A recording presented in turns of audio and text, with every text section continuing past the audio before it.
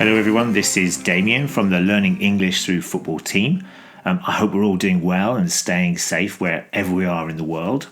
Now, on this short football language podcast, we take a look at some of the words and phrases that came out of the 2021 FA Cup final between Chelsea and Leicester. And we'll be looking at the BBC's website match report to help us do this. The final was decided in 3 key moments, and we'll be explaining some of the language that the BBC match report used to describe the goal, the saves, and the disallowed goal.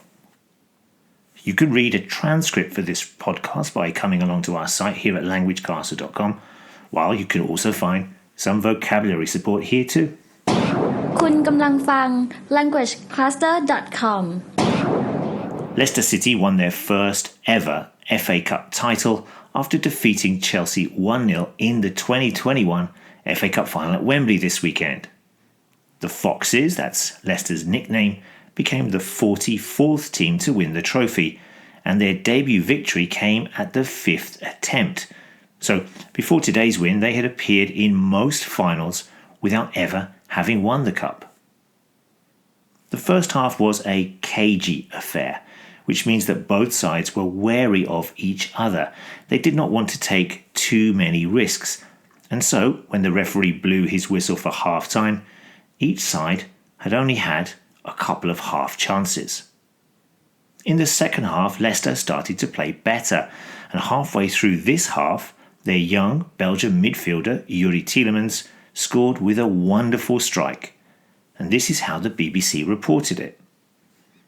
The Belgians settled a closely contested encounter with a spectacular right-foot drive that flew beyond Chelsea goalkeeper Kepa Arrizabalaga into the top corner from 25 yards in the 63rd minute. So, the report describes Tielemans' goal as spectacular, which means something amazing or dramatic.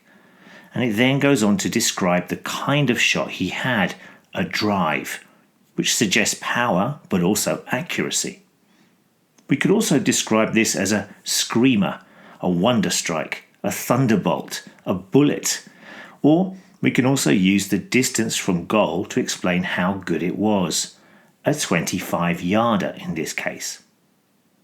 The TV commentator also used the phrase, put his laces through it, which again refers to the power of the shot. The laces are part of the player's boot. Well, I thought we could also use the verb to arrow the shot, which again combines power and accuracy. I also heard a pundit say that it was a goal to grace any game, which means that it was a great and important goal. Although this phrase is more commonly used in a less important match than the FA Cup final itself. The BBC report goes on to describe where the ball went after it left Tielemans' boot, into the top corner, which of course is an almost impossible place for the keeper to save the ball. We have previously covered the expressions postage stamp and top bins on our website, and both of them refer to the top corner of the goal. Finally, we should look at the verb to fly, as in to fly by Kepa, which describes the power and speed of the shot. The keeper had no chance at all as the ball passed him at top speed. It flew past him.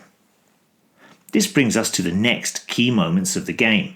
The second half saves from Leicester's Peter Schmeichel, which helped maintain their clean sheet and helped them lift the trophy. Here's the BBC again. The Foxes were indebted to 2 crucial saves from keeper Kasper Schmeichel, who turned former Leicester defender Ben Chilwell's header onto a post, then produced an even better stop to turn Mason Mount's powerful shot wide. The verb that is used to describe the Danish keeper's first save is to turn a shot onto a post, and is used when a shot or header is going into the goal right by the posts until the goalkeeper prevents it from doing so.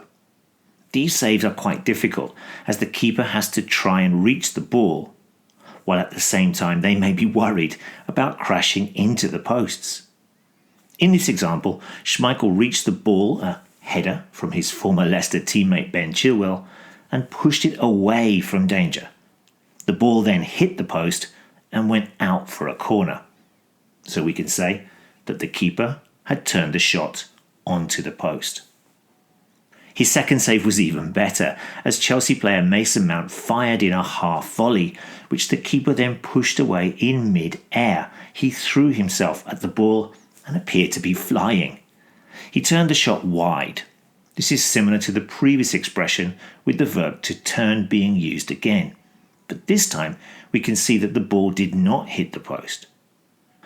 Two amazing saves from Schmeichel, which definitely helped his side go on to win the trophy.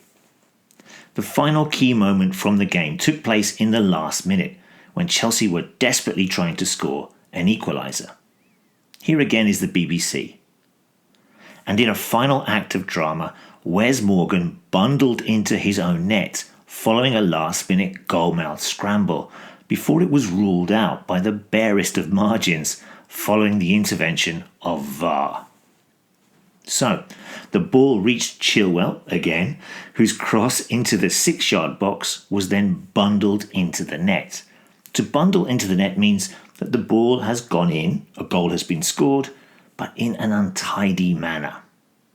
But this expression in the BBC report has an added piece of information: bundled into his own net, which means that the Leicester City defender Wes Morgan scored an own goal in the confusion. If a ball is bundled home, it is often after a goal-mouth scramble, which means that a lot of players are fighting for the ball and no one has any real control of it. It's not usually the most beautiful of moments in football, but it's definitely very exciting. The second part of this sentence explains what happened after the goal was scored. It was ruled out, or disallowed, when VAR checked it. The reason for the disallowed goal was that Chilwell was offside, a fraction offside, just offside, barely offside. All of these phrases suggest that a player was offside by the smallest of distances or margins. So Leicester survived and held out to secure a famous victory. Rydych chi'n gwrando I languagecaster.com. Yep, you are listening to languagecaster.com, and that message was in Welsh. Don't forget that there's a transcript to this podcast and lots of vocabulary support which you can access by coming along to our site. And remember that you can follow us on Twitter, Facebook, Instagram, or you can drop us a line at admin@languagecaster.com. Okay, that's it for this short podcast. We hope you've enjoyed our look back at the 2021 FA Cup final. Well done again to Leicester City. Let us know if you hear any of the words and phrases we mentioned in this show, and maybe you can tell us how they are said in other languages. And we'll have more football phrases to talk about in our next podcast. It's a busy time in football as we are in the business end of the season. Enjoy all the football this week, and we'll see you again soon. Bye-bye.